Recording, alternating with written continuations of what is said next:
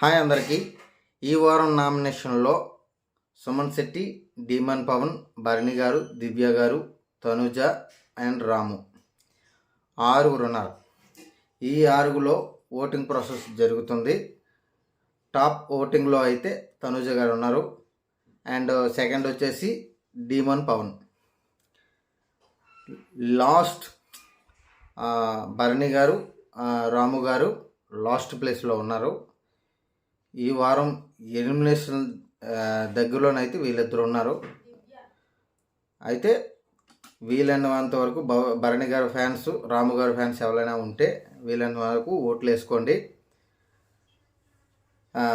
ఈ వారం సుమన్ శెట్టి అయితే గేమ్ పరంగా సూపర్గా ఆడారు.